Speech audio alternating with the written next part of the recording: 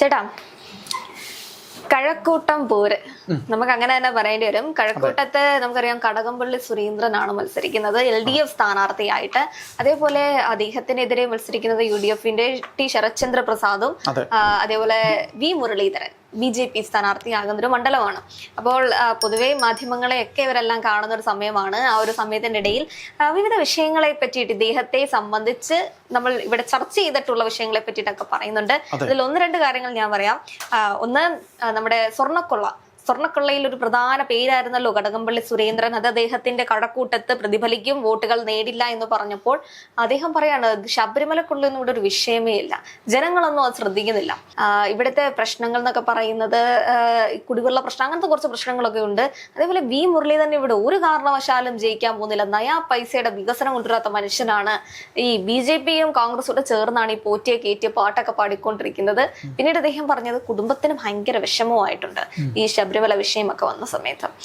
ശരിക്കും ഇദ്ദേഹം പറയുന്നത് പോലെ മണ്ഡലത്തിൽ അങ്ങനെ ഒരു ചർച്ചയേ ഇല്ലേ?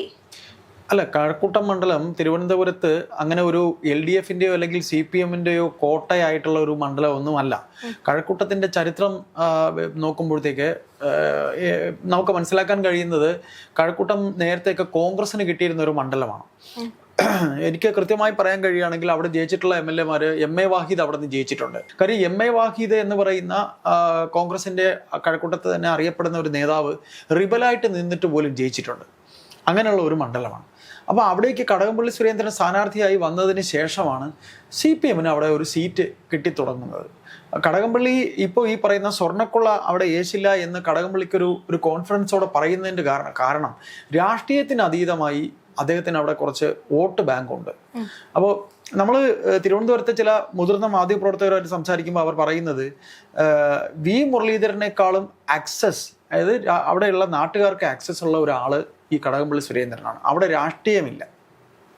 അദ്ദേഹം ഏത് കാര്യങ്ങളും, അതായത് അദ്ദേഹത്തിൻ്റെ പാർട്ടിയിലുള്ളവർ ഒക്കെ ചെയ്തു കൊടുക്കുന്നതിനേക്കാളും മറ്റ് രാഷ്ട്രീയ പാർട്ടിയിലുള്ളവർക്ക് അദ്ദേഹം ഒരുപാട് കാര്യങ്ങൾ ചെയ്തു കൊടുക്കുന്നത്. അത് പ്രത്യേകിച്ച് RSS BJPയിലൊക്കെ അംഗങ്ങളായിട്ടുള്ളവരുടെ മക്കളൊക്കെ RSSലും BJPയിലും ആയിരിക്കും. അമ്മമാർ അല്ലെങ്കിൽ പോട്ടെ അച്ഛൻ, ആ മക്കളുടെ അല്ലെങ്കിൽ ആ മക്കളുടെ അച്ഛനും അമ്മയും അല്ലെങ്കിൽ അവരുടെ മക്കളോ ഈ ആൺമക്കളുടെ മക്കളോ ഒക്കെ വന്ന് അവരോട് ഇദ്ദേഹത്തോട് എന്തെങ്കിലും ആവശ്യം പറഞ്ഞാൽ അദ്ദേഹം കൃത്യമായിട്ട് ആ കാര്യങ്ങളൊക്കെ ഗവൺമെൻറ് ഭാഗത്ത് നിന്ന് ചെയ്യേണ്ട കാര്യങ്ങളൊക്കെ അദ്ദേഹം ചെയ്തു കൊടുക്കുന്നുണ്ട്. അതുകൊണ്ട് തന്നെ അദ്ദേഹത്തിന് തീർച്ചയായിട്ടും ഈ പറയുന്ന പോലെ രാഷ്ട്രീയത്തിന് അതീതമായി വോട്ട് കിട്ടാനുള്ള സാധ്യതയുണ്ട്. അപ്പോൾ അതുകൊണ്ട് തന്നെ അദ്ദേഹത്തിന് ഒരു കോൺഫിഡൻസ് ഉണ്ട്. പിന്നെ ഈ സ്വർണ്ണക്കൊള്ള എന്ന് പറയുന്ന പ്രശ്നം അദ്ദേഹത്തിൻ്റെ കുടുംബത്തെയും ബാധിച്ചിട്ടുണ്ടെന്ന് പറയുകയാണ് എന്നുണ്ടെങ്കിൽ ശബരിമലയിൽ ഈ CPMന്റെ ഈ 2 ടേമിലെയും ഭരണകാലത്ത് ശബരിമലയിൽ പിന്നെ ശ്രീ ധർമ്മശാസ്താവിന്റെ നടയിൽ പോയിട്ട് കൈകൂപ്പി നിന്നിട്ടുള്ള ഒരേ ഒരു CPM മന്ത്രി എന്ന് പറയുന്ന കടകംപള്ളി സുരേന്ദ്രനായിരുന്നു. ആ ഒരു ചിത്രമൊക്കെ നമ്മുടെ മനസ്സിലേക്ക് വരുന്നുണ്ട്. അതേപോലെ ഇദ്ദേഹം പറഞ്ഞൊരു മറ്റൊരു കാര്യം രാഹുൽ ഗാന്ധിയെ പറ്റി. രാഹുൽ ഗാന്ധിയൊക്കെ പാട്ട് പാടിയല്ലോ എന്ന് പറഞ്ഞപ്പോൾ ഇദ്ദേഹത്തെയൊക്കെ നമുക്ക് തിരുത്താൻ പറ്റില്ലല്ലോ.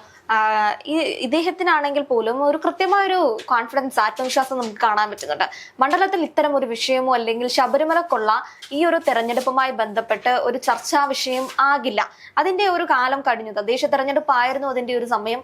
അതിനുശേഷം ഇനി ഈ ഒരു തെരഞ്ഞെടുപ്പിൽ ഇനിയിപ്പോ ഈ പാർട്ടി ട്രെൻഡിങ് ആയാലും ശരി, ഇങ്ങനത്തെ യാതൊരു വിഷയവും ഉണ്ടാവാൻ പോകുന്നില്ല.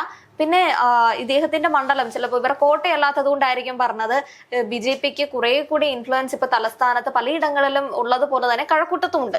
അപ്പൊ അവിടെ അവരുടെ തന്നെ ഒരു പ്രധാന മുഖമായ വി മുരളീധരൻ മത്സരിക്കുന്നത് കൊണ്ടായിരിക്കാം ഇവർ തമ്മിലുള്ള ഒരു ഡീലിനെ പറ്റിയിട്ടാണ് ഇവർ ഇദ്ദേഹം പറഞ്ഞു വെക്കുന്നത്. വോട്ട് ആണെങ്കിൽ പോലും അല്ലെങ്കിൽ പ്രചരണ രീതികളാണെങ്കിലും കോൺഗ്രസും BJP ഒരേപോലെ എടുക്കുകയാണെന്നാണ് പറയുന്നത്.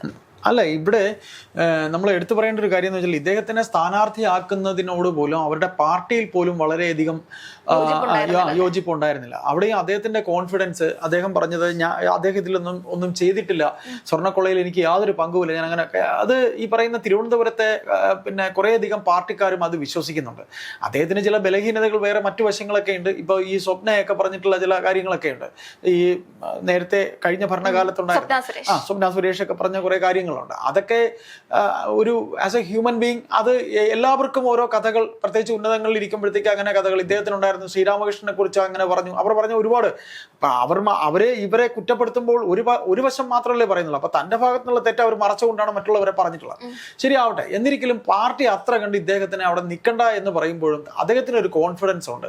അദ്ദേഹം അവിടെ നിൽക്കും, അവിടെ നിന്നാൽ നല്ലതാണ്, എനിക്ക് ജയിക്കാൻ കഴിയും എന്നൊരു കോൺഫിഡൻസ് ഉണ്ട്. ആ കോൺഫിഡൻസ് ആണ് അദ്ദേഹത്തിന് ഇപ്പൊ ഇവിടെ പിണറായി എന്ന് പറയുന്ന അവരുടെ നേതാവ്, പാർട്ടിയും മുഖ്യമന്ത്രിയും എല്ലാം അദ്ദേഹമാണല്ലോ. അദ്ദേഹം തന്നെ പറഞ്ഞു ശരി നിൽക്കട്ടെ, സുരേന്ദ്രൻ നിൽക്കട്ടെ എന്ന് അദ്ദേഹം തന്നെയാണ് പറഞ്ഞത്. അങ്ങനെയാണ് സുരേന്ദ്രൻ എന്ന കടകംപള്ളി സുരേന്ദ്രൻ അവിടെ മത്സരിക്കുന്നത്. ഇവിടെ പക്ഷേ എടുത്തു പറയേണ്ട ഒരു കാര്യം എന്ന് പറഞ്ഞാൽ, ഈ മണ്ഡലം എന്ന് പറയുമ്പോൾ ഈ SNDP കമ്മ്യൂണിറ്റിക്ക് വളരെയധികം പ്രാധാന്യം, വോട്ട് ബാങ്കുള്ള ഒരു മണ്ഡലമാണ്. അപ്പോൾ അദ്ദേഹത്തിന് ചില ബന്ധുബലവും അവിടെ ഉണ്ട്. കഴക്കൂട്ടം എന്ന് പറയുന്നത് ടെക്നോ പാർക്ക് ഇരിക്കുന്ന, അതായത് ടെക്കികൾ മാത്രമുള്ള ഇടമല്ല.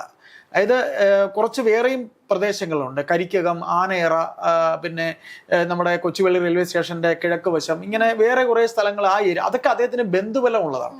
പക്ഷെ എങ്കിലും അവിടെ കോൺഗ്രസിന്റെ സ്ഥാനാർത്ഥി ശരത് പ്രസാദ് ആകുന്നത് കൊണ്ട് തന്നെ ആന്റി ഇൻകംബൻസി നിലനിൽക്കുന്നത് കൊണ്ടും അത്ര കണ്ടും ഒരു ഈസി വാക്ക് ഓവർ കടകംപള്ളിക്ക് കിട്ടുമെന്ന് തോന്നില്ല. കാര്യം പാർട്ടിക്കകത്ത് വളരെയധികം ശത്രുക്കൾ അദ്ദേഹത്തിനുണ്ട്. കാര്യം ഈ സ്വർണ്ണക്കുള്ള പ്രശ്നവുമായി ബന്ധപ്പെട്ട് അദ്ദേഹം ഈ ഉണ്ണികൃഷ്ണൻ പോറ്റിയുമായി ബന്ധപ്പെട്ട് അദ്ദേഹത്തിന്റെ ഫോട്ടോകൾ വന്നതാണ് ഏറ്റവും കൂടുതൽ അദ്ദേഹത്തിന് വിനയായത്. ആ ഫോട്ടോകളിലൂടെ അദ്ദേഹത്തിന് ഉണ്ണികൃഷ്ണൻ പോറ്റിയുമായി ബന്ധമുണ്ട്, അല്ലെങ്കിൽ അതിന്റെ എന്തെങ്കിലും ഒരു പങ്ക് ഉണ്ണികൃഷ്ണൻ പോറ്റി വഴി അദ്ദേഹത്തിന് കിട്ടിയിട്ടുണ്ട് എന്നൊക്കെയുള്ളൊരു കഥകളൊക്കെ. പക്ഷെ ഒരു തെളിവും SIT അന്വേഷണ സംഘത്തിന് കണ്ടെത്താൻ കഴിഞ്ഞിട്ടില്ല.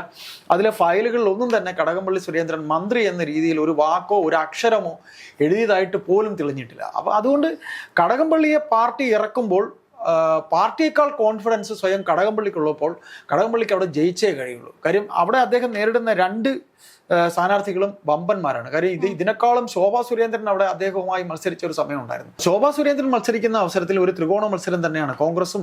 കോൺഗ്രസിന്റെ സ്ഥാനാർത്ഥി കടകംപള്ളി സുരേന്ദ്രൻ, ഈ പറയുന്ന പോലെ ശോഭാ സുരേന്ദ്രൻ, ഇങ്ങനെ ഇവരെല്ലാം ഈ മൂന്ന് ഒരു ത്രികോണ മത്സരം തന്നെയാണ് ഉണ്ടായിരുന്നത്. അവിടെയും അദ്ദേഹം വളരെ നല്ല ഭൂരിപക്ഷത്തിലാണ് വന്നത്. ഒരു കടകംപള്ളി സുരേന്ദ്രൻ കഴക്കൂട്ടത്ത് മത്സരിച്ചില്ലെങ്കിൽ CPM ആ സീറ്റ് കിട്ടില്ല എന്നുള്ള ഒറ്റ കാരണം കൊണ്ടാണ് അദ്ദേഹത്തിന് അവിടെ മത്സരിപ്പിച്ചത്. വർക്കലയിലെ